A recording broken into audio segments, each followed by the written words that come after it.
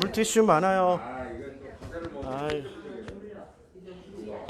예.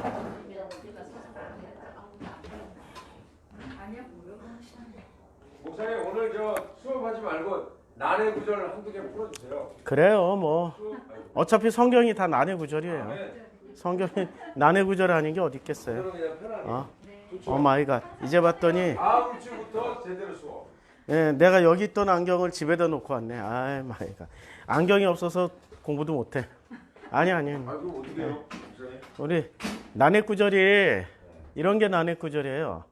이 능히 이 돌들로도 아브라함의 자손이 되게 하리라. 왜 돌들과 하필 돌이냐고. 이런 게 난해 구절이란 말이에요. 성전을 져서 그런가? 예. 아이고 어떻게 그렇게 바로 하세요. 아이고 예. 또 목사님 수업을 열심히 듣자. 예. 그러니까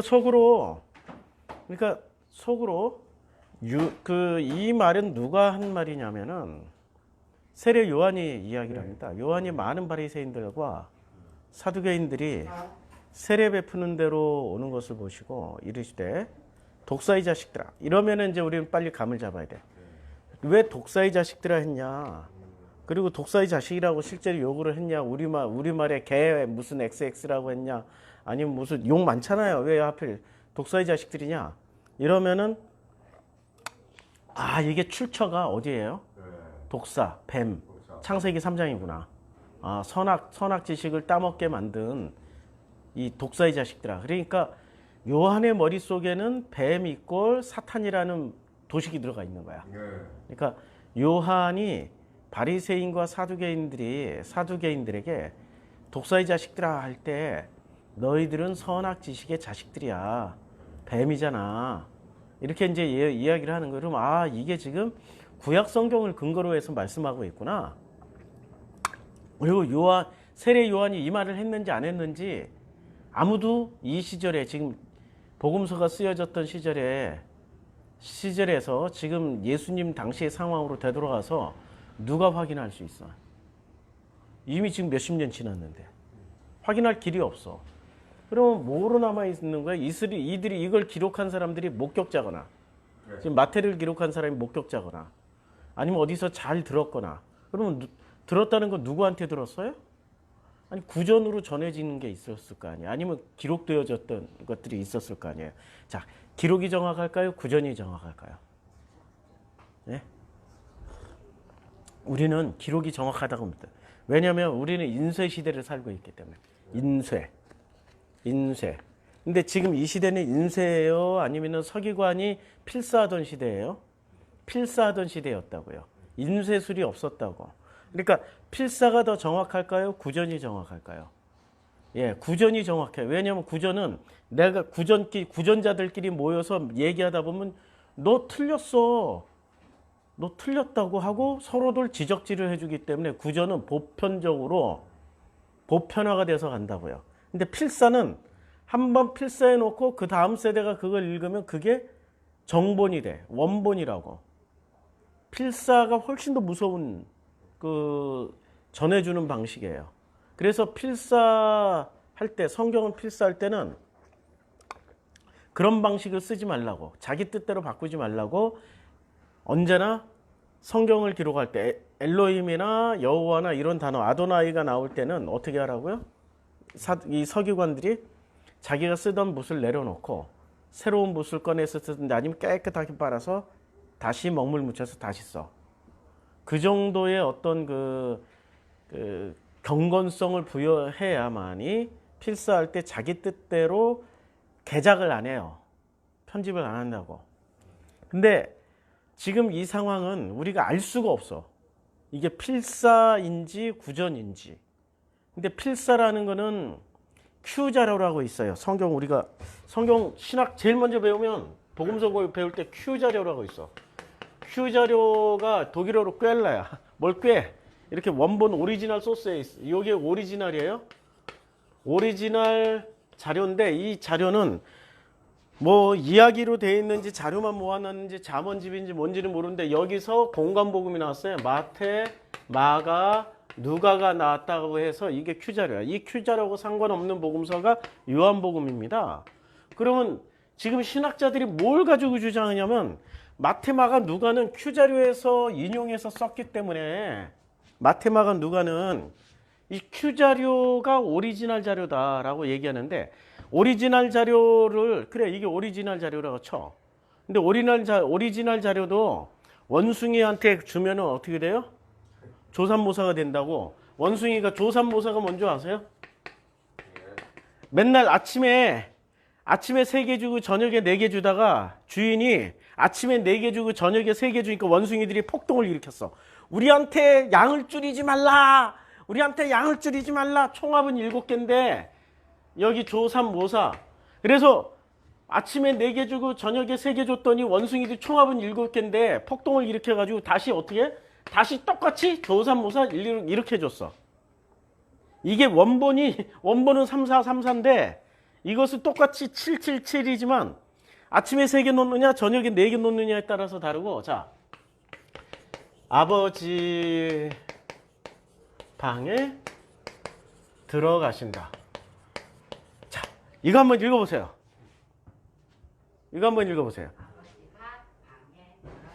그래, 아버지가 방에 들어가신다로 읽을 수 있죠. 이게 오리지널이야. 아버지 가방, 가방 이게 들어가신다고 오리지널 자료인데, 자 이렇게 안 읽고 아버지 가방에 들어가신다 이러면 뭐가 돼요? 완전히 다른 뜻이 되죠. 오리지널 자료가 있다 하더라도 이걸 어떻게 편집하느냐에 따라서 의미와 뜻이 완전히 달라진다고요. 지금 오리지널 자료가 같으면 마테마가 누가가 똑같다라고 생각하는데 전혀 그렇지 않아. 자, 보세요. 얼마나 그렇지 않냐면은 이걸 또 다른 거 가지고, 자, 예수가 안경을 나가 안 끼고 온 게 정말 다행이다. 안경을 집에다 벗어놓고 왔어요. 예수가 돌아가실 때 어떻게 하고 돌아가셔요? 제6시가 되매 이제 제6시가 되매 온 땅에 어둠이 임하여 제9시까지 계속했어요. 온 땅에 어둠이 임했어요. 그러니까 마가복음에서는 어둠만 임했어요. 그리고 제9시에 예수께서 크게 소리 지르시고 엘렐렐 라마 사박다니 하시니 이를 번역하면 나의 하나님 나의 하나님 어째 나를 버리셨나이까 하는 뜻으로 그렇게 됐어요. 곁에 섰던 어떤 이들이 듣고 이를 보라 엘리야를 부른다 하고 이런 식으로 이제 쭉 얘기를 해요. 이때 이게 지금 마태야 마가야? 마가복음이야. 자, 이때 이제 성소 휘장이 위로부터 아래까지 찢어져서 둘이 되고 예수를 향하여 섰던 백부장이 그렇게 숨지심을 보고 이르되 이 사람은 진실로 하나님의 아들이었도다라고 고백을 해요. 자, 진실로 하나님의 아들이었도다. 이게 지금 누가복음을 한번 보자고요. 누가복음에 보면은 이 고백이 이거 지금 몇 번? 누가복음이 아니고 마가복음이네. 누가복음. 자, 누가복음에 보면 누가복음은 몇 장에서 돌아가시냐? 23장에서 돌아가시나? 자, 23장에서 이제 돌아가시는데 23장에서 돌아가실 때 모습이 서로 달라요. 23장 갈릴리에서 23장에 24장인가 돌아가시는 장면이 그 안경 다 안 돼요. 내가 쓰는 안경이 도수가 그렇게 높은 건 아니고 눈이 그렇게 나쁜 것도 아닌데 난식기가 있어가지고. 자, 이제 예수께서 돌아가셔요. 돌아가시는데 하나님 권 우편에. 자, 그래서 23장에 돌아가시네. 23장에 돌아가시는데 너희가 헤롯이 바라바는 성중에, 자, 요게 이제 예수님 못 박히시는데 백부장이가 고백하는 게 달라요. 어떻게 다르냐면 예수님께서 성소 휘장이 한가운데 찢어져요. 성소의 한가운데 휘장이, 그리고 제6시쯤에 해가 빛을 잃고 온 땅에 어둠이 임하여 제9시까지. 요거 마가복음하고 똑같죠? 성소 휘장이 한가운데가 찢어져요. 근데 여기는 성소 휘장이 위로부터 아래까지 찢어져요. 근데 누가복음은 성소 휘장이 한가운데가 찢어져요. 한가운데라는 거 참 애매해. 한가운데라는 게 마가복음은 이렇게 찢어졌어. 위로부터 아래까지. 근데 한가운데는 어떻게 찢어지는 거예요? 아니, 다르다니까. 이렇게 찢어지는가. 그냥 한가운데 이렇게도 찢어질 수 있고, 한가운데가 옆으로도 한가운데가 될 수 있고, 위아래로도 한가운데가 될 수 있어요. 애매하죠? 애매해요. 벌써 달라요. 똑같은 큐 자료라도 인용하는 게 다르다고. 자, 예수께서 돌아가실 때 예수께서는 그냥 마가복음에서 큰 소리를 지르고 숨지셨어요. 근데 예수께서 큰 소리를 불러 이르되 큰 소리가 내용이 나와 있어. 마가는 그냥 큰 소리를 지르고 갔고 아버지여 내 영혼을 아버지 손에 부탁하나이다 하고 이 말씀을 하신 후 숨지셨어요. 그렇죠? 자, 백부장이 그 된 일을 보고 하나님께 영광을 돌려 이르되 이 사람은 정령 의인이었도다. 자, 백부장이 그렇게 숨지심을 보고 이르되 이 사람은 진실로 하나님의 아들이었도다. 뭐가 달라요? 의인이었다, 하나님의 아들이었다. 엄청난 차이죠? 이것도 엄청난 차이고 그 백부장이 예수를 향해 섰던 백부장이 그렇게 숨지심을 보고 고백하는 거예요. 근데 여기는 백부장이 그 된 일을 보고 고백을 했어. 근데 된 일이 뭐가 있는 거야? 아니, 된 일이 있었을 거 아니에요. 된 일이 뭐가 있었어요? 자, 된 일이 이런 일이 있었던 거예요. 자, 내가 나와 함께 오늘 내가 나와 함께 나원에 있으리라. 그 다음에 성소 휘장이 한가운데 찢어지는 것을 보고.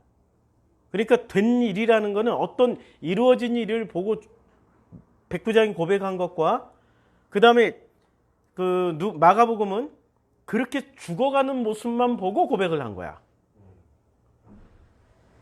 어느 게 더 동기가 순수해요?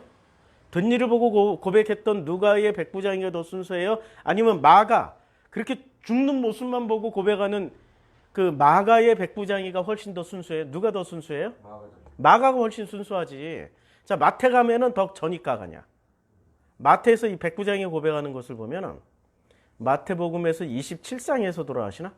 자, 27장에서 돌아가셔요?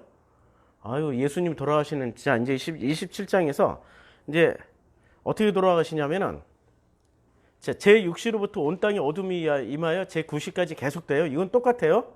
이건 마태, 마가 누가 똑같아요. 그런데 거기 섰던 자 중에 어떤 사람이 엘리야를 부른다 하고 예수님의 영혼이 떠나가시니라 이에 청소 휘장 위로부터 아래까지 찢겨져 둘이 되고 땅이 진동하여 바위가 터지고 무덤들이 열리며 자던 성도들이 많이 일어나요. 아니, 이거는 좀 이상하잖아요. 아니, 지금 성소 휘장이 찢어지는 건 다 똑같은데 갑자기 땅이 진동하고 바위가 터지고 무덤들이 열리면서 자던 성도의 몸이 많이 일어났어. 이러면 대지진이야. 이 정도면 어마어마한 지진이 일어난 거라고. 바위가 터질 정도니까. 근데 이때 당시에 요때 예수님이 돌아가셨을 그 전후 좌우로 해서 지진 검사, 혹시 그런 지진이 있었는지 역사적으로 있었는지 검사를 다 하고 조사를 해봐도 없어. 기록물에도 없어. 그러면 이건 첨가물이지. 같은 Q 자료를 쓰더라도 오리지널 Q 자료에서 뽑아 쓴 게 아니라 Q 자료를 중심으로 해서 이게 편집자가 뭔가 넣었다가 뺐다고 했다고요. 그래서 성서는 해석을 해야 돼.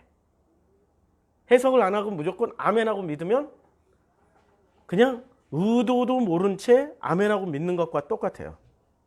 해석을 해야 되니까 영화를 실컷 다 보고 아이 즐겁다, 재밌게 봤다 이렇게 보는 사람이 있고 그 영화의 내용이 뭐지라고 해석하는 사람들이 있고 영화의 내용을 해석하고 그 주인공이나 감독의 의도나 아니면은 이 영화가 전체적으로 주는 메시지나 뭐 이런 것을 풍부하게 해석해서 더 많은 걸 캐치하는 사람이 있고 아유 재밌다 끝 이런 사람이 있고 마치 자 예수의 부활 후에 그리고 예수가 부활 후에 그들이 무덤에 나와서 거룩한 성에 들어가 많은 사람이 보이니라.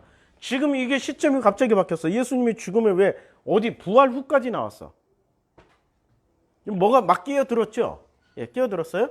그리고 백부장이 고백을 보시라고요. 백부장 및 함께 예수를 지키던 자들이 지진과 그 일어난 일들을 보고 심히 두려워하여 이르되 이는 진실로 하나님의 아들이었도다. 자, 하나님의 아들이라고 고백했던 백부장이 자, 마태의 백부장, 그 다음에 마가의 백부장, 누가의 백부장이 있어요. 그럼 이 백부장 중에 제일 안 순수한 사람 마태 1등. 왜냐하면 뭐를 봤어요? 지진과 일어난 일들을 보고 심히 두려워해서 고백한 거지 진심으로 고백한 게 아니야. 두 번째로 덜 순수한 사람 누가의 백부장, 그 된 일을 보고 고백을 했어. 세 번째 누가의 고백. 그다음에 세 번째는 제일 순수한 고백을 한 사람 마가복음에서 나오는 백부장이라고. 그냥 그렇게 숨지심을 보고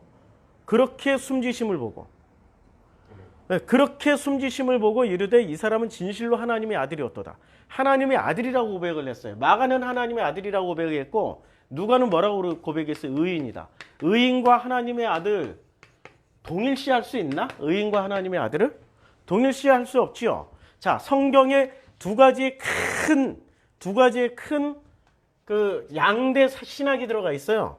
신약 성경이 두 개의 큰 양대 신학으로 기록되어 있는데 무슨 신학? 마가와 누가 신학이에요. 마가 신학과 누가 신학이 양대 신학입니다. 아니 마가 신학이라는 게 있었나? 마가복음을 중심으로 해서 쓰여진 게 마가 신학. 누가를 중심으로 해서 누가복음, 사도행전, 그 다음에 뭐 바울 서신까지. 이게 누가 신학이라고요. 자, 누가 신학의 목표는 하나님의 아들이라고 고백하는 거예요? 의인이라고 고백하는 거예요? 예. 그래서 바울이 전도할 때 바울은 그래서 그게 모든 게 타협이 가능해.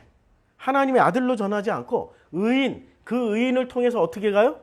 이렇게 말하면 또 바울 빠들이. 아니 예수를 까면은 공격을 안 하는데 이상하게 바울을 조금이라도 비토하면은 막 페이스북에 난리나. 한번 글을 올렸더니 난리 났어.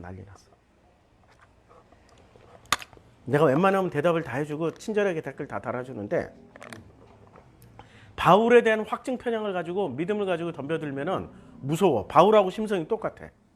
어쩜 그렇게 바울하고 심성이 똑같은지. 바울은 그의 죽임을 마땅히 여기더라. 그 심성은 똑같아. 그래서 바울을 추종하신 분들은 내가 안 써. 도망 다녀. 자꾸 도망 다녀.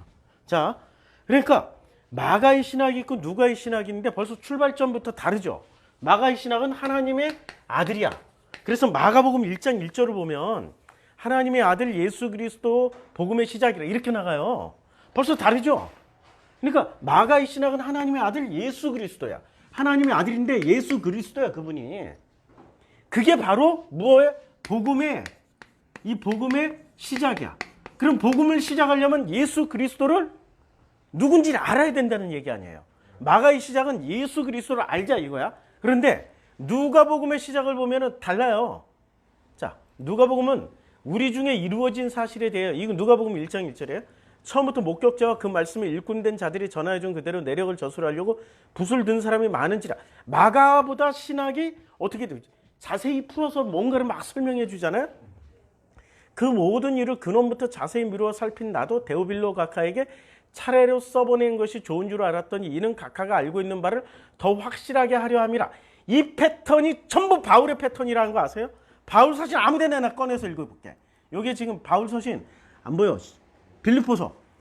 예. 그리스도의 종 바울과 디모데는 그리스도 예수 안에서 빌립보에 사는 모든 또한 바울과 디모데는 이거 맞죠? 빌립보서. 하나님 우리 아버지 주 내가 너희를 생각할 때마다 나의 하나님께 감사하며 간구하며 설명이 쫙 들어가죠. 인사문 들어가죠.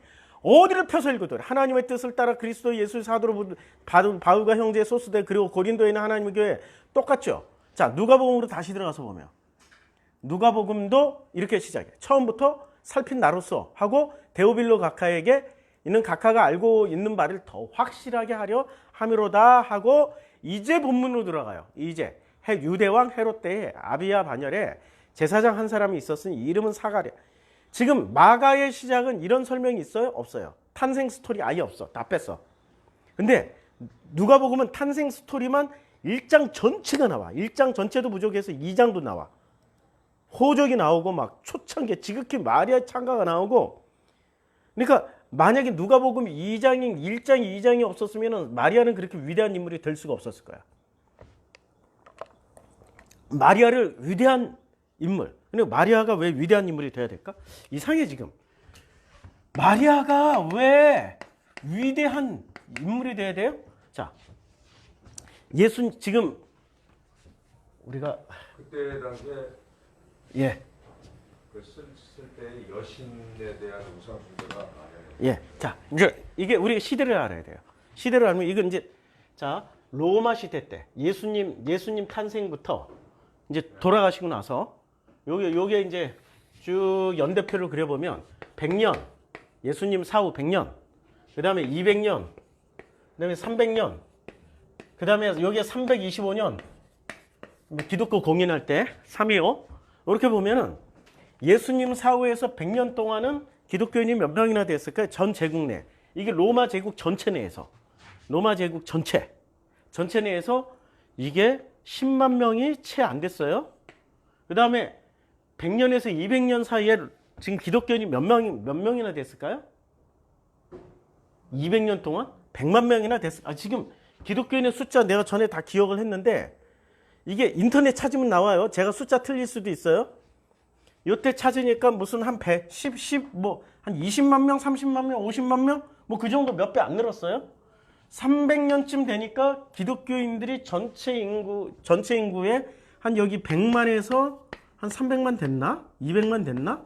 요 정도 됐고 공인하면서 자 이제 로마 인구 전체를 따진 거야. 로마라는 로마 제국 내 그러면은 기독교를 공인할 때 기독교인이 몇 명이었는지 보자고. 몇 퍼센트였는지. 자, 로마 제국의 기독교인이 전체에 10% 됐을까요? 안 됐어. 5% 됐을까? 안 됐다니까. 5% 미만이야. 거의 제 기억으로는 1%에서 한 3% 정도밖에 안 된다고요. 그러면 나머지 95% 이상은 어떤 종교예요? 그리스 로마 종교거나 타 종교라고.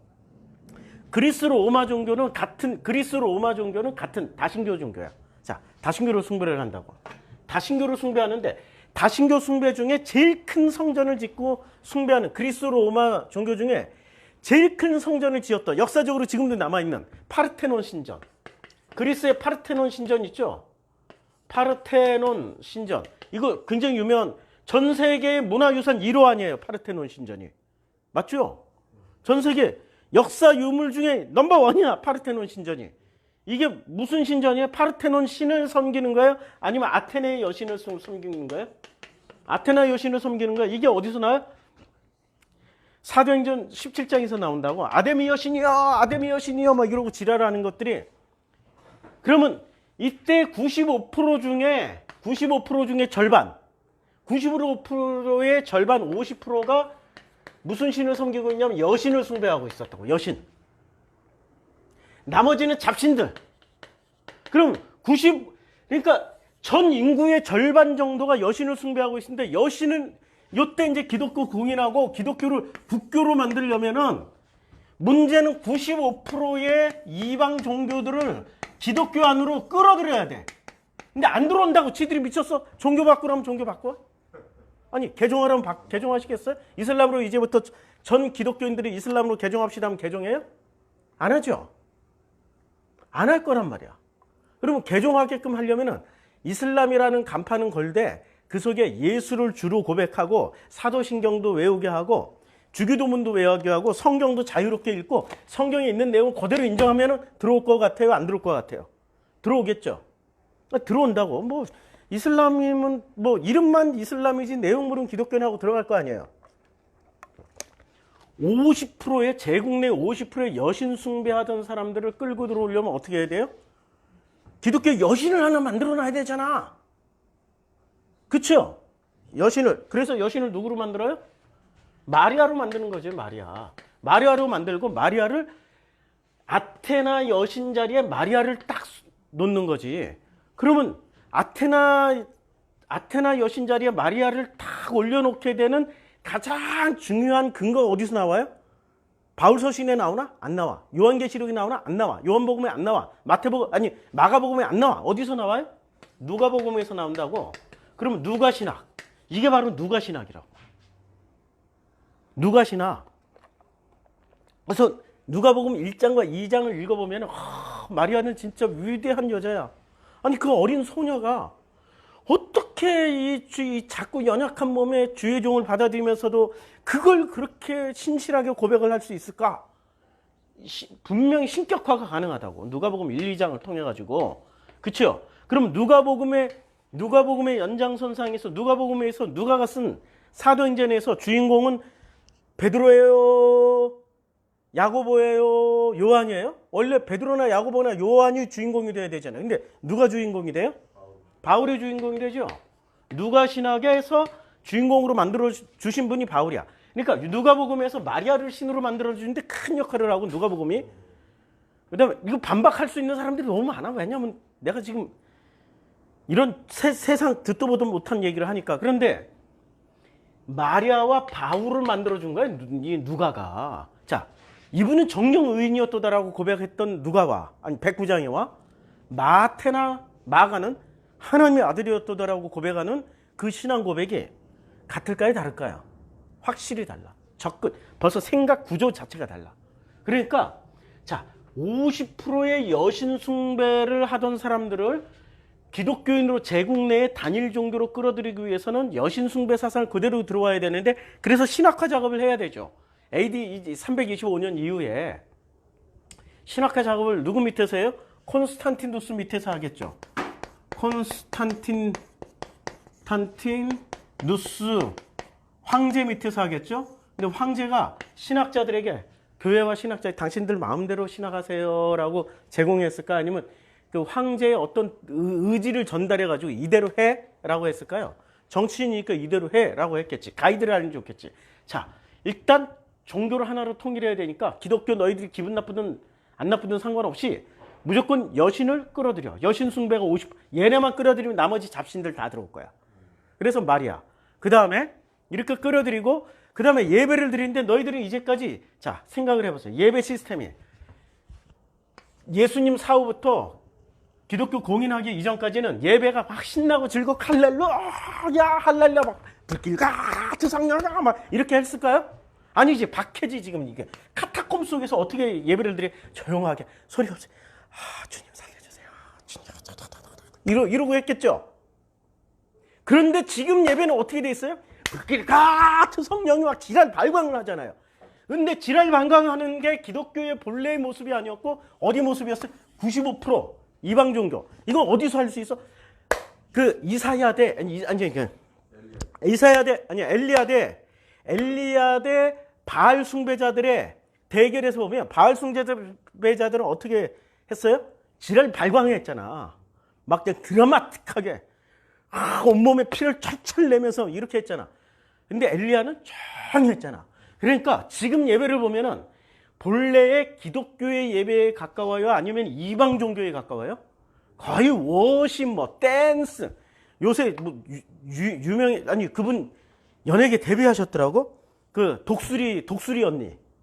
독수리, 이렇게 춤추다가 유튜브에 한번 유튜브 스타 나왔잖아요. 그리고 그분이 아이돌로 데뷔를 하셔가지고 방송에 많이 나오셨더라고. 야, 그 춤 처음 봤을 때 쇼크 먹었어. 와, 교회에서 저 정도까지 해도 되는구나 하고 제가 옛날에 오래전에 그러니까 예배라는 게 지금 우리가 기독교에서 드리고 있는 예배는 기독교 본래의 예수님 당시부터 시작해서 카타콤 시절을 지나왔을 때 예배가 아니고 100% 이방 종교 예배를 다 가지고 들어왔다. 왜냐면 그들을 수용해야 되니까. 그들을 받아줘요. 그들을 그 기독교라는 울타리 안에 다 받아줘야 되니까. 그렇죠? 타협점을 찾은 거겠죠. 예배가 같고 이 사람들은 성경이 없어. 예배가 같고 여신도 있어. 거기 갔더니 와, 아테나 여신보다 더 순결한 마리아 여신이 있어. 그러니까 예배를 드리러 가겠죠. 기독교인 돼도 하등의 문제가 없겠죠. 그렇죠? 그럼 기독교는 하나만 타협하면 돼. 우리는 거기서 성경만 가르치면 돼. 딴 거 다 필요 없어. 그러면 타협점이 찾아진 거죠. 콘스탄티누스가 이렇게 만들어 놨다고. 그런데 이걸 이렇게 만들어 가는데 가장 근거를 제공 많이 해준 게 누구예요? 누가 신학. 하나 정령 의인으로만 만들면 돼, 예수를. 하나님의 아들이 아니고. 이제 이해가 되죠? 누가 신학과 마가의 신학이. 자, 요런 관점에서 이제 마태, 오늘 뭐가 돌이냐 이거야. 그러니까 돌돌로 하여금 소리 지르게 하겠다. 이제 세례 요한이 외치는 거야. 자, 한번 보자고요. 3장에 갔더니 이런 얘기를 해요. 자, 세례를 받으러 왔더니 속으로 너희가 이제 바리새와 사두개에게 속으로 너희가 그 아브라함이 우리 조상이라고 생각하지 말라. 그러면 아브라함은 누구 조상이야? 바리새나 사두개의 조상이 아니란 얘기야. 내가 너에게로는 하나님이 능히 이 돌들로 아브라함이 자손이 되게 하리라. 이 돌들이라는 거. 자, 이 돌들이라고 얘기할 때 지금 장소가 어디예요? 장소가 세례주는 강가 아니야. 요단강가잖아요. 요단강가에는 벽돌이 있을까요? 다듬지 않은 그냥 자연석이 그대로 있을까요? 자연석이죠. 네, 자연석이 그대로 있겠죠. 자, 출애굽기에 보면은 왜 이 이야기를 했냐면 왜 자연석을 여기서 꺼내 들었냐면은 다듬지 않은 돌로 성전의 기초석을 놓으라고 그랬어요. 여기 25절 출애굽기 20장에 내가 내게 돌로 제단을 쌓거든 다듬은 돌로 쌓지 마라. 내가 정으로 그것을 쪼면 부정하게 됩니다.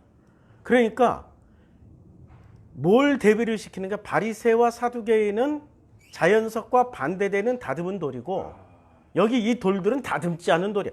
본래대로 복원시키겠다는 얘기야. 본래대로. 그래서 이 다듬은 돌을 만드신 분들을 한번 보자고요. 다듬은 돌을 문구 찾기에서 구약 안에서만 봐도 되게 많이 나와요. 다듬. 잠깐만. 다듬. 어이구. 안경을 하나 안 썼더니 그냥 무슨 다듬는데 분명히 다듬은 돌로 쌓지 말라고 그랬어요. 그렇죠? 그리고 돌판 돌을 처음과 같이 이제 10계명을 받을 때 첫 번째 10계명은 깨트렸어요. 왜 깨트렸죠? 송아지로 우상을 삼아서 섬겼기 때문에 깨트려 버리고 그리고 두 번째 돌판은 어떻게 해야 돼? 두 번째 돌을 처음 것과 같이 다듬어 만들라. 처음 돌판은 하나님이 그냥 주셨어. 두 번째 돌판은 누가 다듬어야 돼요?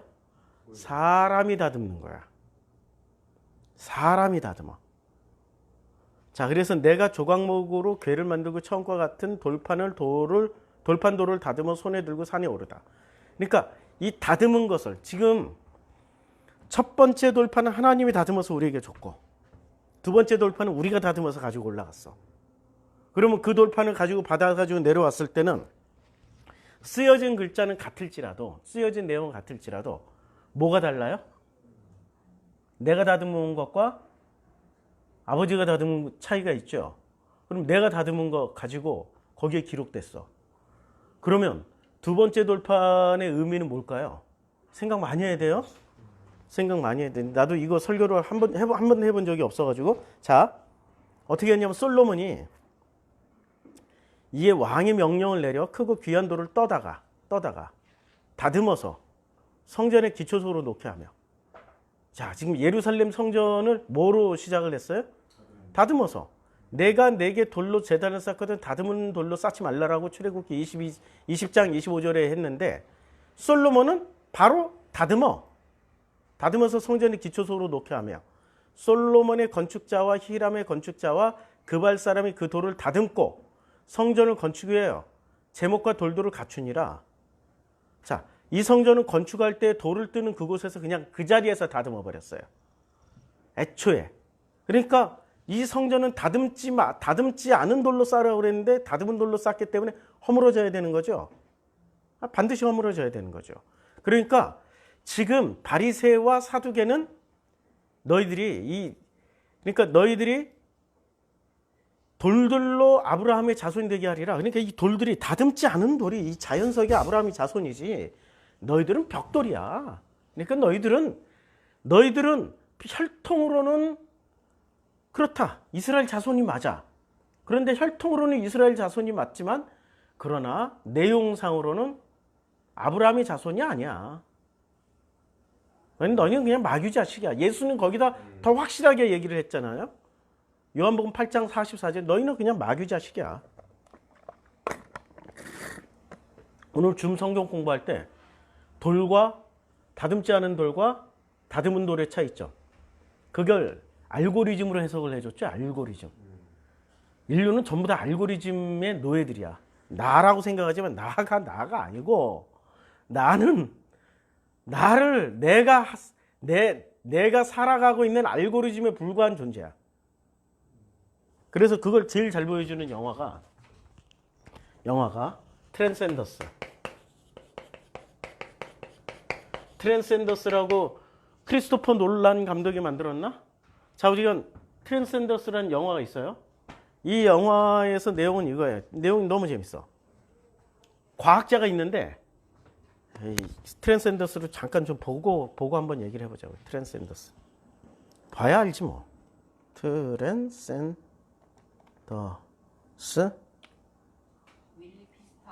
윌리 피스터 감독.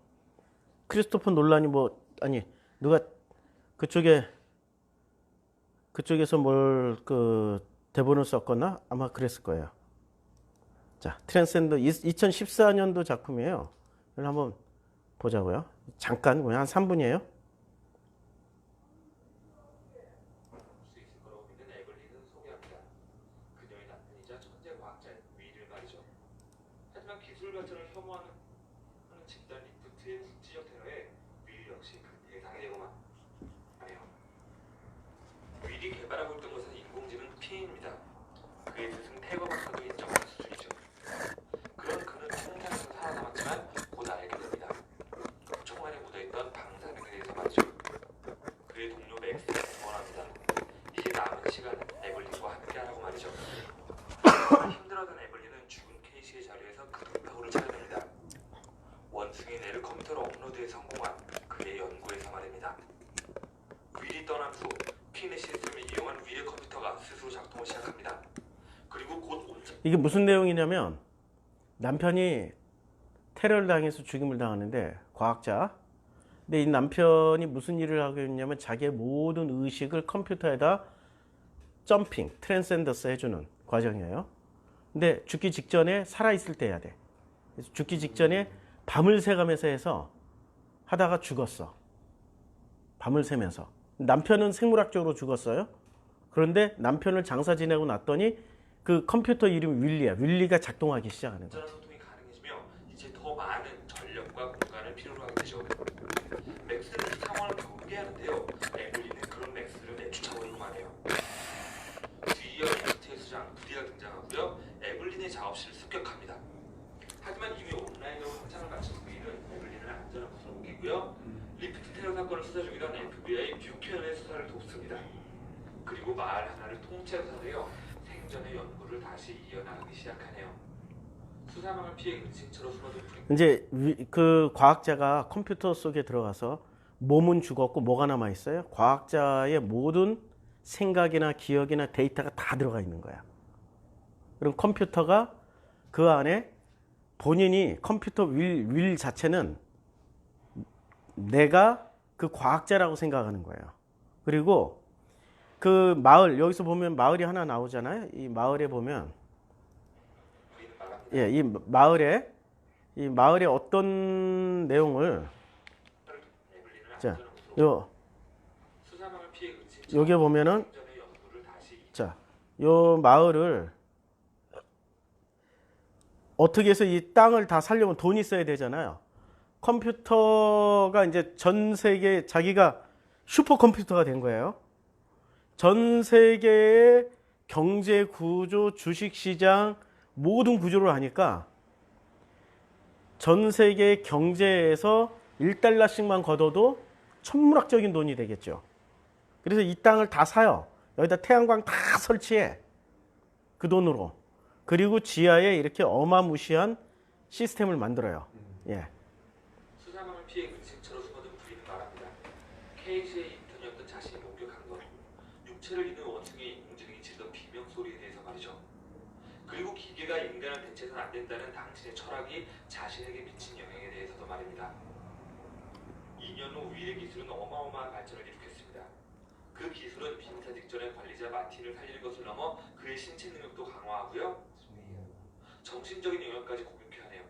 그리고 리프트에 의해 그 영상이 공개되고 나면 그들의 의도와는 다르게 이곳은 수많은 절름발이, 눈먼 자, 소경, 귀머거리, 병든 자들이 고침을 받기 위해서 와요. 이제 이 슈퍼컴퓨터가 전 세계 데이터를 거의 양자 컴퓨터라고 생각하면 엄청난 데이터베이스를 돌리는데 뭐 불과 0.0001초도 안 되는 그런 데이터를 돌려서 나노라는 걸 만들어요. 그러니까 원자. 눈먼 자들은 눈을 만들어주고, 팔 없는 사람 팔 만들어주고, 다리 없는 사람 다리 만들어주고, 죽은 자도 살려. 이 나노가. 그 예수의 역할을 하는 거야 지금. 근데 이것을 정부나 다른 쪽에서는 비판의 시각으로 보면서 이걸 없애려고 그래요. 성지가 됩니다.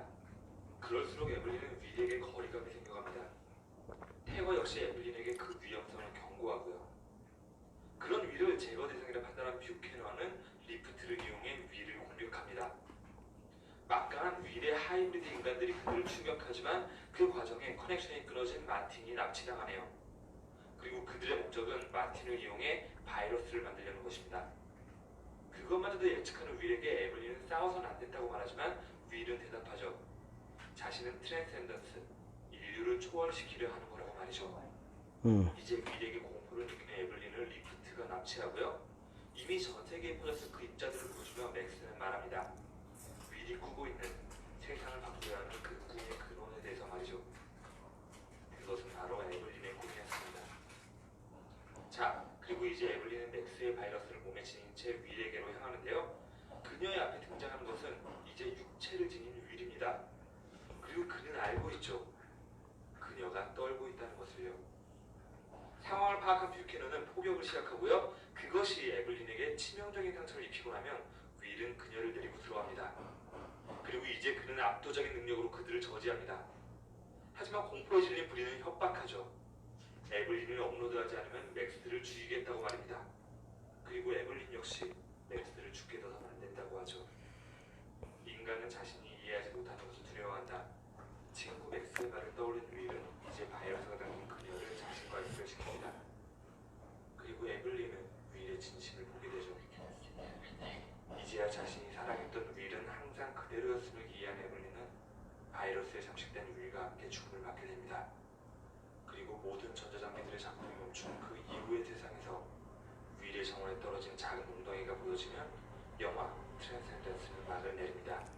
이 내용이 뭐냐면 이제 이 내용을 제대로 이해를 하려면은 동영상 한 편만 좀 보실까요? 자, 1분과 오늘 우리 줌에서 봤지만 다시 한번. 우리는 뭐냐 이거야. 우리는 나라는 존재는 도대체 뭐냐 이거야. 나라는 존재를 자 1분과 여기서 보면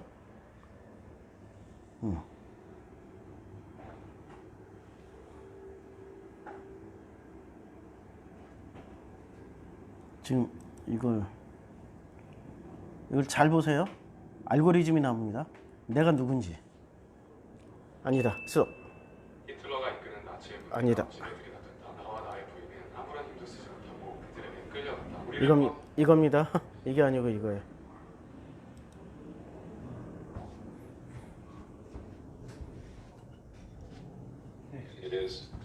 이게 테슬라 회장님이세요? 지금 화성에다가 우주선 쏴버렸어요. Those all things that we like and hate and fear, they're all there on the internet. They're a projection of our living system.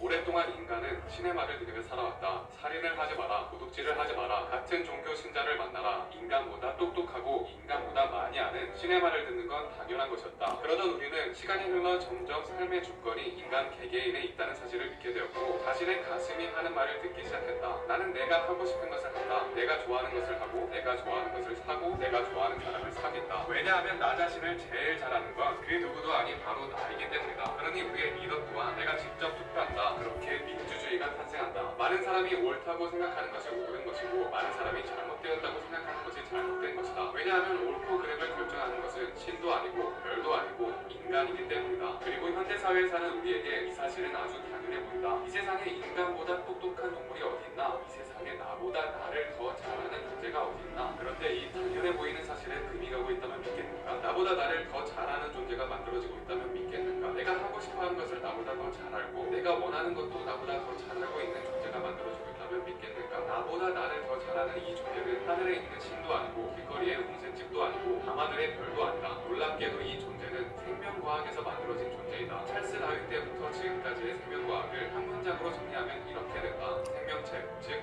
올가니즘은 알고리즘이다. 올가니즘은 알고리즘이다.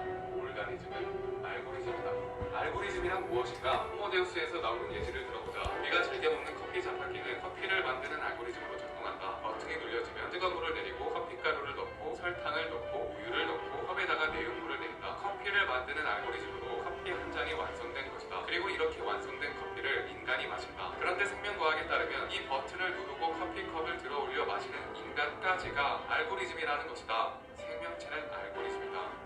이게 무슨 말일까? 인간을 포함한 모든 생명체의 몸속에는 머리끝부터 발끝까지 그 생명체를 만드는 설명서가 들어있다. 우리는 그 설명서를 DNA라고 부른다. 그대의 눈동자 색에서부터 감정을 느끼게 해주는 뇌의 형성에 이르기까지 그대에 대한 모든 정보가 이 네 글자로 적혀있다. A, C, G, T. 이 네 글자를 잘 조합하면 나무에서 원숭이에서 인간까지 모든 생명체를 만들 수 있다. 반면 컴퓨터의 본체 속은 두 자로 이루어져 있다. 1. 이 두 자를 잘 조합하면 아주 멋지고 강력한 소프트웨어가 탄생한다. 컴퓨터나 생명체나 모두 몸속에 설명서를 갖고 다니는 셈이다. 그리고 우리의 설명서는 수십억 년에 걸쳐 한자 한자 바뀌며 진화해 왔다. 진화란 무엇인가? 낭떠러지에서 무서움을 느끼지 못하는 동물은 겁없이 낭떠러지에 다가갔다 떨어져 죽었다. 그러다 천천히 알파벳이 바뀌며 낭떠러지에 다가서면 무서움이라는 감정을 느끼는 동물이 만들어졌고 이 동물은 낭떠러지에 다가가지 않아 떨어져 죽을 확률이 줄어들었다. 낭떠러지에서 무서움이라는 감정을 느끼는 동물이 그렇지 않은 동물보다 생존율이 높아진 것이다. 그리고 지금까지 생존해온 우리의 설명서는 높은 곳에 서 있을 때 무서움이라는 감정을 느끼도록 쓰여져 있다. 슈퍼마켓 따위는 없었던 수렵체제 시절 호모사피엔스는 되는 대로 많은 음식을 섭취해야 했다. 그 중에서도 칼로리가 높은 음식을 먹는 게 중요했는데 그 이유는 칼로리라는 것이 음식에 담긴 에너지의 양을 뜻하는 것이었기 때문이다. 생명체는 살기 위해 에너지가 필요했고 에너지가 많은 음식을 맛있게 느껴서 에너지를 충분히 흡입할 수 있었던 동물은 생존율이 높아졌다. 그리고 지금까지 생존해온 우리의 DNA는 고칼로리 음식을 보면 입속에 군침을 만든다. 우리는 이렇게 맛있는 음식을 좋아한다. 섹스를 좋아하지 않는 동물은 새끼를 낳을 수 없었다. 새끼를 낳을 수 없다는 말은 그 생명체의 DNA가 다음 세대에 전달될 수 없다는 이야기다. 지구에 처음 생명이 탄생한 후 35억 년 동안 DNA를 잘 전달받을 수 있었던 우리는 정말 성교를 좋아한다. 그렇게 인간이라는 파일명에 알고리즘이 한 줄 한 줄 써내려졌다. 위험한 것엔 무서움이라는 감정을 느껴라. 고칼로리 음식엔 맛있음을 느껴라. 애인에게는 성욕을 느끼고 사자를 보면 두려움을 느끼고 병을 옮기는 무기에겐 싫음을 느끼고 낯선 자에겐 경계심을 느끼고 너의 DNA에겐 귀여움을 느껴라. 그리고 커플들은 7년 정도 사랑이라는 감정을 느껴라. 너의 DNA가 너희 둘 보살핌 없이 스스로 생존하려면 적어도 아이가 7살은 되어야 한다. 그때까지 사랑하라. 올가니즘은 알고리즘이다. 우리는 이렇게 우리 몸 안에 알고리즘이 하는 말을 들어왔던 것이다. 같지만 이런 게 또 과학의 매력 아니겠는가? 그런데 진짜 문제는 생명체가 알고리즘이라는 것에서 나오는 것이 아니다. 문제는 지금 이 알고리즘을 우리가 하나하나 직접 만들고 있다는 것에서 나온다. 유튜브 홈페이지에 들어가면 우리 각자가 흥미있어할 만한 영상이 쭉 리스트되어 있다. 모두 우리가 시청했던 영상들, 좋아요를 눌렀던 영상들을 바탕으로 어떤 영상에 관심이 있을지 사용자 개개인의 성향에 맞추어 유튜브 알고리즘이 추천해주는 것이다. 이 알고리즘은 점점 더 정확해지고 있어서 사용자가 특정 영상을 얼마 동안 시청했는지, 영상의 몇 %를 보았는지, 좋아요를 누른 시점은 언제인지, 공유를 했는지, 코멘트는 달았는지, 코멘트에서 머문 시간은 얼마나 되는지, 심지어 어떤 부분을 반복해서 보았고 어떤 부분에서 정지를 했고 어떤 장면이 나오자 영상을 껐는지까지 기억하고 그대에 대해 배운다. 이 빅데이터 알고리즘이 얼마나 좋아졌는지 아는가? 페이스북에 따르면 페이스북 알고리즘은 어떤 사람의 좋아요만을 보면 그 사람에 대해 누구보다 잘할 수 있다고 한다. 연구 자료에 따르면 페이스북 알고리즘은 좋아요 10개가 있으면 직장 동료보다 그의 성격을 더 잘 파악했고 좋아요 70개를 가지고는 그 사람의 친구들보다도 더 잘 파악했으며 그 사람의 가족보다 더 잘 알기 위해선 좋아요 150개만 있으면 됐다. 그리고 그의 배우자보다 더 잘 알기 위해선 좋아요 300개면 충분했다. 페이스북 알고리즘은 300개의 좋아요 좋아요를 가지고 수년간 동거동락한 배우자보다 더 정확하게 그 사람에 대해 알고 있었던 것이다. 그렇다면 이 알고리즘이 나보다 나에 대해 더 잘 알기 위해선 몇 개의 좋아요가 필요할까? 나보다 나를 더 잘한다. 이게 무슨 말도 안 되는 소리냐 하겠지만 알고리즘이 나보다 나를 더 잘하는 건 그렇게 어려운 게 아니다. 어떻게 보면 당연하다. 인간의 기억력은 컴퓨터에 비하면 현저하게 떨어지고 인간의 판단력은 그날의 기분이나 날씨, 판단을 내리기 전 무엇을 하고 무엇을 보았는지에 엄청나게 영향을 받는다. 그래서 인간은 자주 정확한 판단을 내리지 못한다. 이걸 한 단어로 실수라고 하지 않는가? 인간은 매번 실수를 한다. 인간은 컴퓨터처럼 완벽하지 않기 때문이다. 그러나 알고리즘은 까먹을 일도 없고 날씨나 기분에 따라 판단이 흔들릴 일도 없다. 실수를 하지 않는다는 얘기다. 페이스북 알고리즘은 그 사람이 술, 담배를 하는 정도나 그 사람의 인맥이 어느 정도 되는지에 대해선 이미 당사자보다 더 잘 알고 있다고 한다. 이게 무엇을 의미하는지 아는가? 직장 상사가 나에게 술, 담배를 얼마나 하는지 물었다고 하자. 그런데 여기서 정확한 답은 나보다 나의 알고리즘이 더 잘 알고 있다. 그렇다면 직장 상사의 물음에 굳이 내가 직접 대답할 필요가 있을까? 그냥 나의 알고리즘을 읽으면 되지 않을까? 그렇다면 내가 상대방의 물음에 생각이란 걸 할 필요가 있을까? 그냥 알고리즘을 읽으면 되지 않을까? 아니 애초에 나의 상사는 나에게 이런 질문을 할 필요가 있었을까? 그냥 나의 알고리즘을 보면 되지 않았을까? 이런 알고리즘이 사용되기 시작한 건 불과 몇 년밖에 되지 않았다. 알고리즘이 나에 대해 파악하는 속도가 이렇게 빠르다면 나를 완전히 파악하기까지는 얼마나 걸릴까? 그리고 나를 완벽하게 파악한다면 무슨 일이 일어날까? 유튜브 홈에 들어가면 유튜브 알고리즘은 나에게 수많은 영상을 추천해준다. 그리고 보통 내가 시청하고 싶은 영상은 처음 10개 추천 영상에 포함되어 있다. 그렇다면 내가 보고 싶은 영상이 5개 안에 포함되기까지는 얼마나 걸릴까? 3년? 2년? 그렇다면 3개 안에 포함되기까지는 2개 안에는? 그렇다면 1개 안에는? 유튜브 알고리즘이 점점 정확해져 내가 영상 하나를 넘길 필요도 없이 매번 첫 번째 뜨는 영상이 바로 내가 보고 싶은 영상이라면 어떻게 될까? 내가 영상을 직접 고르는 행위를 할 필요가 있을까? 여러 개의 영상 리스트가 필요하긴 할까? 아니 유튜브 홈페이지가 필요할까? 유튜브 아이콘만 누르면 바로 영상이 재생되도록 하면 되지 않을까? 어차피 내가 보고 싶어하는 영상은 알고리즘이 정확하게 아는데 말이다. 그렇다면 내가 유튜브라는 공간에서 무엇인가를 생각하고 무엇인가를 선택하는 행동을 할 필요가 있을까? 알고리즘이 모든 것을 대신해주는데 유튜브는 나라는 존재가 필요할까? 나의 알고리즘만 있으면 되지 않을까? 자, 표본을 유튜브라는 공간에서 사회라는 공간으로 확장해보자. 내가 어떤 말을 하고 어떤 영상을 보고 어디에 가고 어떤 감정을 느끼고 무엇을 좋아하고 싫어하고 기뻐하고 슬퍼하고 무서워하고 두려워하는지 다 기록되는 세상에서 알고리즘이 나를 완전히 파악한다면 내가 정치인을 직접 고르는 행위를 할 필요가 있을까? 여러 명의 후보자 리스트를 내가 직접 볼 필요가 있을까? 아니 민주주의라는 홈페이지가 필요하긴 할까? 그냥 투표 시기에 내 알고리즘이 자동으로 통계해주면 되지 않을까? 나보다 내 알고리즘이 더 정확한데 말이다. 그렇다면 내가 이 사회에서 직접 무엇인가를 선택할 필요가 있을까? 나는 생각이란 걸 할 필요가 있을까? 나의 알고리즘만 있으면 되지 않을까? 이 세상은 나라는 구시대적인 생물학적 존재가 필요할까? 생물학적 존재 없이 알고리즘만 떠다니는 세상을 상상하기 힘들겠지만 우리는 이미 수많은 알고리즘을 인간처럼 인정해주고 온갖 권리를 부여해주고 있다. 우리는 이것을 법인이라고 부른다. 이 땅은 누구의 것 같은가? 레리 페이지, 세르게이 브린, 둘 다 아니다. 구글이라는 거대한 알고리즘이 소유하고 있다. 그렇다면 이것은 삼성이라는 알고리즘, 이것은 애플이라는 알고리즘. 그들은 셀러리맨처럼 돈도 벌고 소득의 한 부분을 세금으로 내고 수출할 때는 해당 국가에 관세도 낸다. 그런데 여기서 웃긴 건 국가라는 존재도 하나의 거대한 알고리즘이라는 것이다. 알고리즘은 이미 알고리즘끼리 대화하고 있다. 게다가 그들은 투자도 하고 운전도 하고 진단도 하고 작곡을 하며 게임을 하고 시를 쓰고 그림도 그리고 소설을 쓴다. 알고리즘은 인간이 하는 것을 열심히 배우다가 벌써 여러 분야에서 인간을 뛰어넘기 시작했다. 옥스퍼드에서 진행한 연구에 따르면 2033년까지 미국에 있는 47%의 일자리가 알고리즘으로 대체될 가능성이 있다고 한다. 알고리즘으로 대체돼요. 거의 절반 정도가. 앞으로 14년밖에 안 남았어. 예. 그런데 안타깝게도 일자리가 대체되는 건 시작에 불과하다. 새롭게 부상 중인 웨어러블 기기는 우리의 맥박수, 혈압, 콜레스테롤 수치 등을 실시간으로 체크해 몸의 이상 여부를 알려준다. 이 웨어러블 기기를 차고 다니는 당뇨병 환자가 있다고 해보자. 그가 아침에 일어나 당일 컨디션이 좋다고 느끼더라도 웨어러블 기기가 혈당이 높으니 인슐린 주사를 맞아야 한다고 말하면 자신이 느끼는 기분과 관계없이 주사를 맞아야 한다. 왜냐하면 자신의 기분보다 웨어러블 기기의 알고리즘이 더 정확하기 때문이다. 자신의 감정보다 알고리즘의 말을 더 신뢰하고 자신의 판단보다 알고리즘의 판단을 더 신뢰하는 새로운 시대가 오고 있다. 너 자신을 믿지 말라. 알고리즘을 믿어라.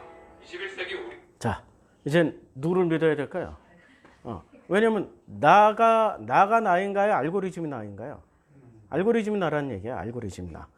그러니까 규정된 나죠? 예? 그렇게 규정되어가지고 내가. 아니 내가 그렇게 만들어 놓은 세계가 알고리즘이야.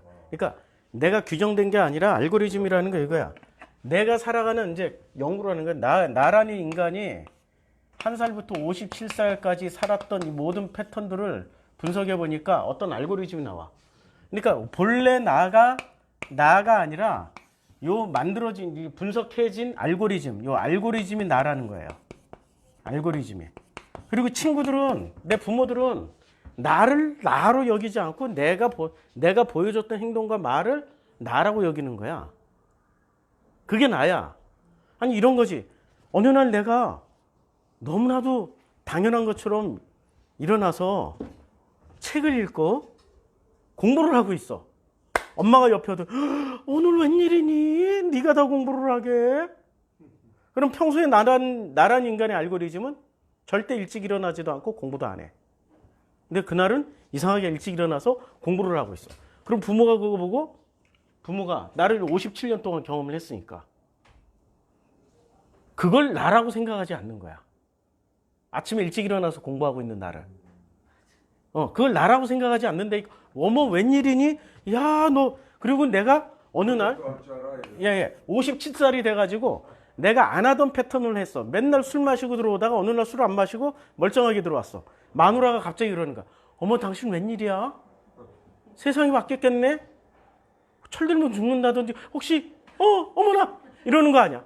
그러니까 나를 뭐로 파악하고 있는 거야? 내가 보여줬던 모든 행동과 말 알고리즘으로 나라는 존재를 알고 있는 거지. 실제 내 기분, 내 마음하고 상관없이 얘를 나로 알고 있는 거야. 얘가 진짜 나야.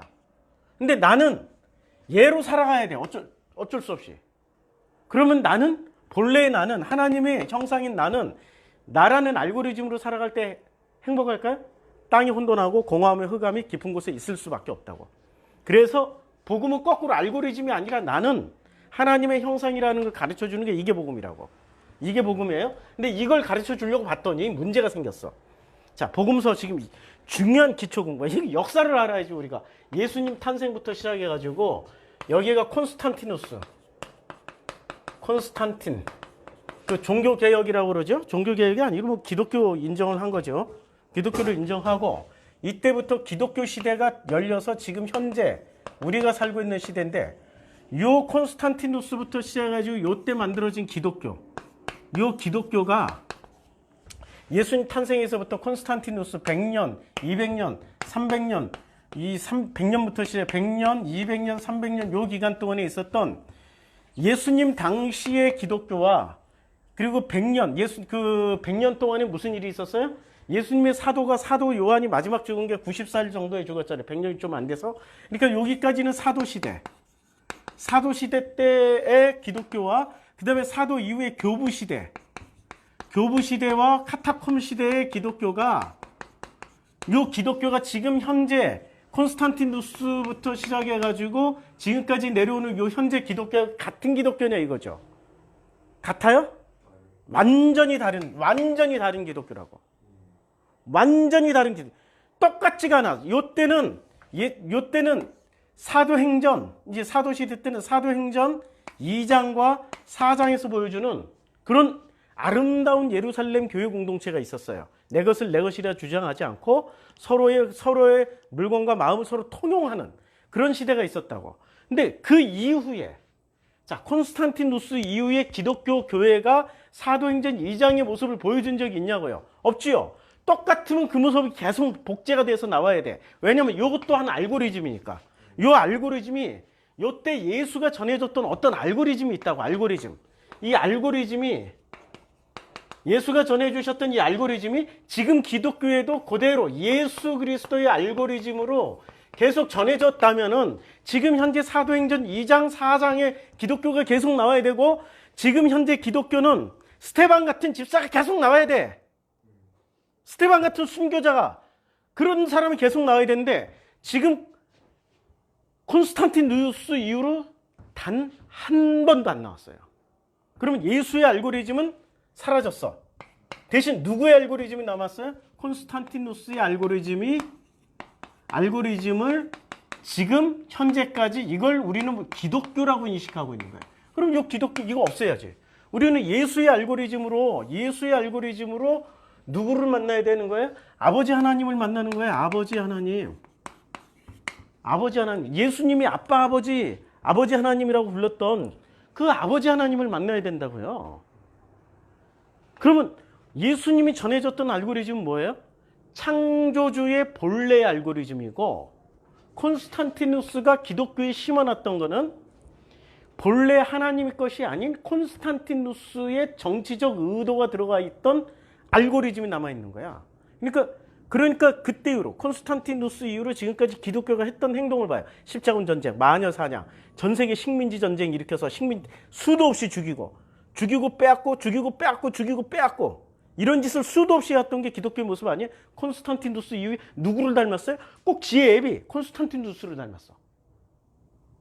원래 알고리즘을 그걸 만든 사람의 의도에 따라서 가게 돼 있단 말이에요. 콘스탄티누스의 의도는 전 세계를 정복하는 거고, 전 세계를 자기가 통치하는 거란 말이에요. 그렇죠? 그 알고리즘 그대로 기독교가 그 모습 그대로 가고 있지, 예수 그리스도의 모습대로 가고 있지 않다고. 그럼 지금 현재 기독교는 콘스탄티누스의 알고리즘으로 만들어져 있고 예수의 알고리즘이 아니야. 그럼 우리는 종교개혁을 해서 요 사이에 언젠가 1400년도 언젠가 종교개혁을 했지만 지금도 콘스탄티누스의 알고리즘 내에서만 종교개혁을 했을 뿐이지, 종교개혁의 본래의 목적은 콘스탄티누스의 알고리즘에서 예수의 알고리즘으로 넘어가는 게 이게 종교개혁이라고. 근데 이렇게 하지 않고 콘스탄티누스의 알고리즘에 몇 개만 고친 것을 그걸 종교개혁이라고 해버린 거예요. 그거 엉뚱한 데로 간 거야. 예수의 알고리즘으로 넘어가야지. 그럼 예수의 알고리즘은 이게 궁극적인 목적이니까 예수의 알고리즘을 통해서 어디로 가야 돼? 예수의 아버지셨던 하나님, 그분과 함께 우리가 그분을 만나러 가는 게 예수의 알고리즘이 우리들에게 준 선물이란 말이에요. 자, 그런데 이 알고리즘을 이제 이 돌들로도 아브라함의 자손이 되기라. 돌이 있어. 돌이 있는데 돌이 두 가지가 있어. 다듬은 돌이 있고 다듬지 않은 돌이 있어요. 자, 다듬은 돌은 전부 다 콘스탄티누스의 알고리즘 밑으로 들어가는 사람들이고, 다듬지 않은 돌들은 이 돌들이 어떤 성분인지 무엇을 할지 아무도 몰라. 그냥 생겨먹은 대로 자연에 그대로 있는데, 생겨먹은 대로 그대로 있어도 그 자리에서 몇백 년, 몇천 년, 몇만 년 동안 그 자리를 지키고 있는 자연 속에 있어서 누구 하나 피해 안 주고, 그렇지만 누가 봐도 그 돌들이 예쁘거나 그 돌들이 앉아서 쉴 수 있게 만드는 그런 돌들이라고. 그런데 다듬은 돌들은 이야, 성전 지어서 멋있어. 훌륭해. 집이야, 진짜 멋있어. 안전한 걸 제공하는 것처럼 보여. 그러나 이 돌들은 그 용도 외에 다른 용도로 쓰려면 자연에다 풀어놓으면 어떻게 돼요? 어울리지가 않아. 이상해. 강가에 벽돌만 잔뜩 흩어져 있다고 생각을 해봐. 그 강가가 편할까? 바닷가에 이런 다듬은 돌로만, 예루살렘 성전의 돌이 해체가 돼가지고 바닷가에 쫙 흩어져 있어. 그게 보기에 아름다울까? 안 어울려. 하나님의 그 창조된 질서 내에서는 다듬은 돌들은 안 어울려. 다듬지 않은 돌들이 어울리는 거지. 그러니까 하나님의 알고리즘은 너무너무 다양하고 각자의 알고리즘이 있다는데, 그런데 지금 콘스탄티누스 이후에 기독교는 다듬은 돌 하나의 알고리즘만 가지고 있는 거예요. 이거 깨야지. 이게 바로 복음이란 말이에요. 복음으로 가는 길이라고. 근데 이거 깨려고 하면은 제일 먼저 바울 추종자들이 쌍심지를 키고 그냥 덤벼. 바울 추종자도 어쩌면 그렇게 바울을 똑같이 닮았지. 바울의 알고리즘을 가진 사람들이 바울 추종자고, 예수를 따라다닌 사람들은 예수의 알고리즘을 가지고 있는 사람들이고 똑같아. 알고리즘. 자, 그래서 이 돌들이 무슨 의미예요? 돌들로 아브라함의 자손이 되게 하시리라. 그러니까 너희는 아브라함이 조상이 아니야. 왜? 너희 알고리즘은 바리새 사두개, 그러니까 여기서 바리새와 사두개들의 알고리즘은 어디 알고리즘이에요? 아주 심플하지. 어디서 가져온 알고리즘? 페르시아에서 가져온 알고리즘이기 때문에 너희 조상은 조로아스트교의 짜라투스트라야. 여호와 하나님이 아니야. 그 말이고, 그리고 너희가 짜라투스트라에서 다시 여호와의 자손으로 돌아오려면은 자녀로 돌아오려면은 이 돌들의 의미를 깨달아 봐. 이 강가에 있는, 세례받는 요단 강가에 있는 이 돌들로 거꾸로 아브라함의 자손이 되게라. 이 돌이 굉장히 많이 쓰여져요. 자, 돌이 또 언제 쓰여집니까? 예루살렘의 성전에, 아니 예루살렘에 예수가 마지막 입성할 때 아무도 환영하지 않으면 누구로 통해서 환영한다고 그래요? 이 돌들이 소리 지르게 하겠다고 그랬단 말이야. 돌들이. 근데 그 돌들이 어떤 돌이에요? 다듬지 않은 돌들. 그러면 예루살렘 성전에 막 환영하는 인파는 뭐 하는 사람들이야? 다듬은 돌들. 거기에 알고리즘에 획일화된 들. 유대교라는 알고리즘에 획일화된 있는데 유대교는 조금만 400년만 거슬러 올라간 페르시아 짜라투스트라 조로아스트교의 그 알고리즘을 그대로 가져온 종교란 말이에요. 그래서 도끼가 나무 뿌리에 놓여 있으니 좋은 열매를 맺지 아니하는 나무마다 찍혀 던져오리라. 찍혀 던져져야 되는 거예요. 나는 너희로 회개하기 위하여. 회개가 뭐예요? 그러면 알고리즘에서 진짜 하나님의 알고리즘을 건너가라는 얘기예요. 이게 회개야. 무슨 죄 몇 개 뉘우치고, 죄 몇 개 뉘우치는 건 불교도 하고 힌두교도 하고 조로아스트교도 하고 심지어는 맨날 죄를 하루에 5번 죄를 뉘우치는 종교는 이슬람이에요. 이슬람이라고. 그런 회개가 아니라 여기서 말하는 회개는 알고리즘, 다듬은 알고리즘에서, 그러니까 콘스탄티누스의 알고리즘 같은 이런 다듬어진 알고리즘에서 하나님이 우리에게 하나님의 형상이라고 주셨던 그 알고리즘으로 회복하는 거예요. 그래서 내가 가끔 우리 성도님들한테 자꾸 뭐라고 그래. 왜냐하면 자기 알고리즘, 하나님이 주셨던 알고리즘으로 못 살고 희한하게 이 세상 질서가 만들어 놓은 그 알고리즘을 너무 충실하게 잘 살고 있는 거를 자기라고 믿고 있는 거야. 내가 막 뭐라고 그래. 막 뭐라고 그런다. 그거 좀 벗어나라고. 그러면은 그분들이 끝까지 인내심을 가지고, 아니 자기가 가지고 있던 다듬은 돌의 알고리즘 가지고 있는 사람이라면 인내심이 있어야 돼. 착해야 돼. 끝까지 버티고 순종하는 게 있어야 돼. 그런데 이상하게 나하고 부딪히면 도망가. 내가 엄청 모난 돌이라, 왜냐면 난 다듬어지지 않은 돌이라 모나게 살아야 되거든. 그런 다듬은 돌을 자꾸 쪄가지고 야 본래의 모습은 이렇게 된 거야. 원래 본래의 모습은 이렇게 생겼는데 이게 이렇게 믿고 있는 거야. 나머지 요걸 내가 다 쪄줘야 돼. 겉에 붙은 것들은. 이게 말씀이라고. 이게 설교라고. 예. 그런데 이것을 사람들은 안 믿는 거야. 이게 회개예요. 이게 회개라고. 콘스탄티누스의 알고리즘에서 예수의 알고리즘으로 넘어가서 아버지께로 건너가는 게 이게 회개라고. 그래서 건너가라고 하는데 안 건너가요. 자, 그랬더니 이제 이때 예수께서 갈릴리로부터 요단강에 이르러 요한에게 세례받으러 오시는 거예요. 자, 요한에게 세례를 받는데 요한은 최소한 뭐를 알고 있었어요? 다듬은 돌과 다듬지 않은 돌을 알고 있었다고. 요한은 그래도 구약 성경을 많이 읽었던 사람이라고요. 구약 성경을 많이 읽었어요. 근데 요한이 하는 말을 잘 들어봐. 요한도 이때 자기도 모르게 자기도 알고리즘에 사로잡혀 있어. 요한이 이제 세례 받으려 할 때 요한이 말려. 아니 된다고.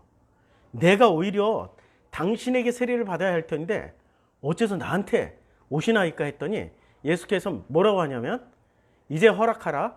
우리가 이와 같이 하여 모든 의를 이루는 것이 합당하니라. 자, 그러니까 이 장면이 참 신기해요.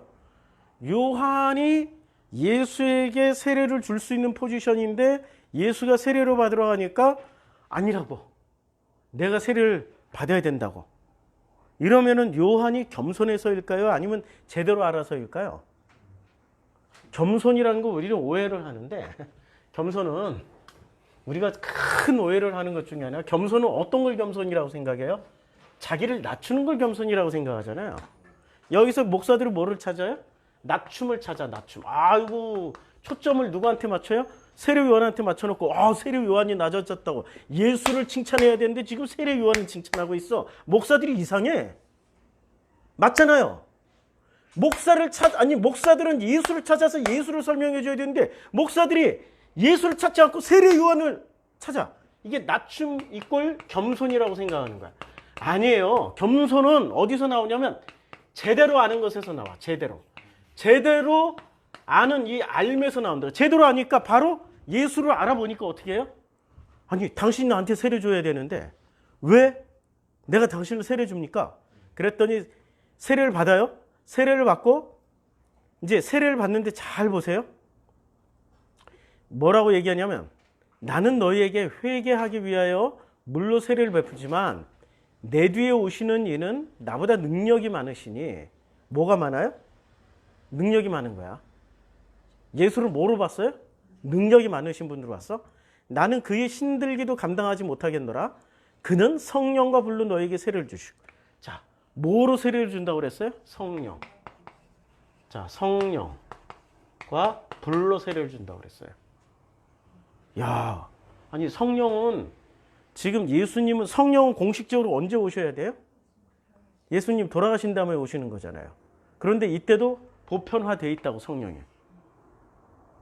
아니 이게 특이한 개념이 아니야. 예수님 사후에 오시는 개념이 아니고 성령이란 개념이 그러면 자 예수님이 십자가에 돌아가시고 난 이후 부활 승천하시기 전에도 후에도 뭐가 있었어요? 성령이 계셨고 보편화된 개념이라고 성령이 후에도 계시는데 뭐가 달라? 내용물이 달라.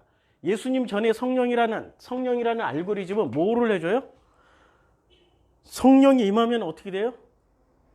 아니 예수님 이전에는 성령이 우리 구약 성경에 성령이 임하면 뭐가 돼요? 예언자가 되든지 선지자가 되든지 왕이 되든지 뭐 그러잖아요. 기름 부음을 받는 선지자, 제사장, 왕 이렇게 되잖아요. 그러니까 권위가 생기잖아요. 그다음에 능력이 생기잖아요. 예수님 이전에는 권위와 능력이 생기잖아. 근데 예수님 이후에 보혜사 성령을 받았어. 그러면 뭐가 생겨? 아무것도 없어. 아무것도 없다니까? 왕도 안 돼, 제사장도 안 돼, 선지자도 안 돼. 뭐가 돼요? 진짜 예수님을 알게 되죠. 그렇지. 나라는 존재, 예수를 통해서 나라는 존재를 알게 되는 거야. 아니 이게 지금 완전히 다른 성령이라니까요. 근데 우리는 지금 구약 예수님 이전의 성령만 알고 있어. 야, 성령 받으면 우리는 제사장 되고 왕이 되고 선지자가 된다. 할렐루야, 성령이 오셨네. 으쌰 우리도 부자가 되겠나. 으쌰 이렇게 성령 오시면 왕이 되고 왕이 된다니까. 제사장이 된다니까. 그래서 성령 받으면 교회에서 성령 받았다 치면은 저 새끼가 돈이 많으면 사업하라고 그러고 없으면 뭐 하라고 그래요? 신학교 가서 목사 되라고 그래. 제사장이나 선지자 되라고 그러고 조금 돈이 있거나 능력이 있으면 야, 너 사업해라. 야, 어쩌면 이렇게 구약 개념대로 이렇게 그러니까 근데 예수님 진짜 성령은 언제 오셔요? 예수님 사후에 오셔. 보혜사 성령으로 오시는데 무슨 일을 하게 해줘요? 성령이 오시면은 정확하게 나라는 알고리즘을 깨서 하나님의 형상으로 복원을 시켜주는 일을 하는 게 성령님이 하시는 일이라고요. 예. 하나님의 그 형상을 회복시켜주는 일을 예수님이 보내주신 성령은 하나님의 형상을 회복시켜주는 일을 하고 예수님 이전에 오셨던 성령님은 무슨 일? 왕, 제사장, 선지자의 역할을 하게끔 하셔요. 그런데 자 이제 세례 요한이 성령과 불로 너에게 세례를 베푸실 것이다 라고 얘기했을 때는 지금 예수님 이전의 성령의 역할일까요? 예수님이 오시고 난 이후의 성령 사후의 역할일까? 이거 보지도 못했으니까 모르고 이 전의 것만 알고 있다고. 그러니까 세례 요한이 이 구약 개념의 성령만 알고 있으니까 예수가 왕도 안 돼, 선지자도 안 돼, 제사장도 안 되니까 의심하죠. 예. 그러니까 오실 거이가 당신 맞냐고 의심하는 거야. 그러니까 세례 요한도 알고리즘이 깨졌다 안 깨졌다? 안 깨졌어. 안 깨졌으니까 예. 성령 플러스 불이라는 거는 같이 온다는 의미예요? 아니면 따로 해석을 해야 돼요? 이건 좀 따로 해석해야 되죠.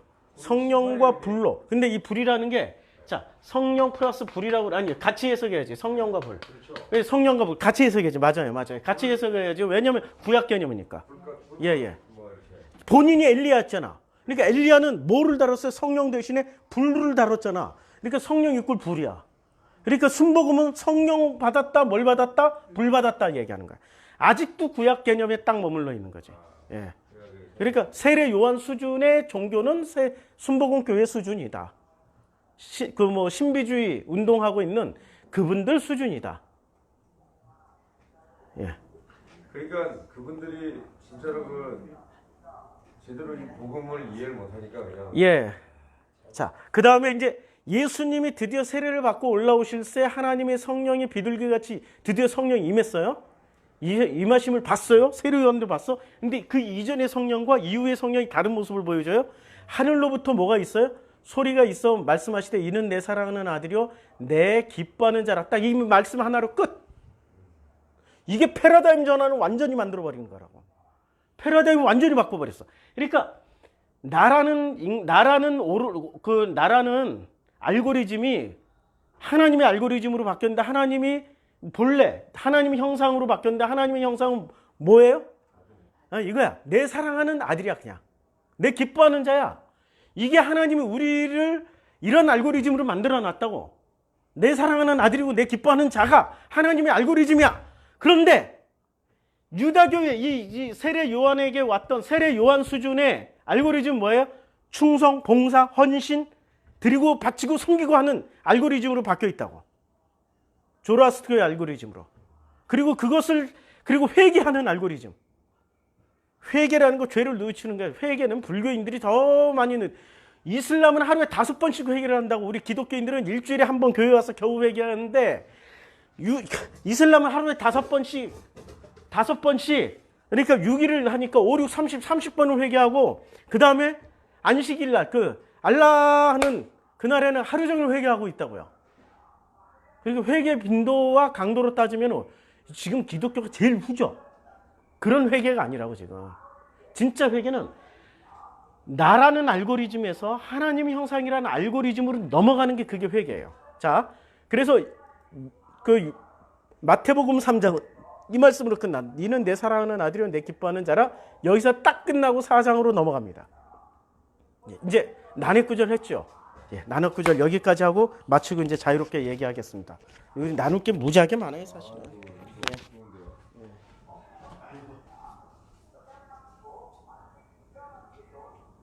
아니 오늘 뭐 다 들었네요 목사님. 다 들었어요? 알고리즘 알고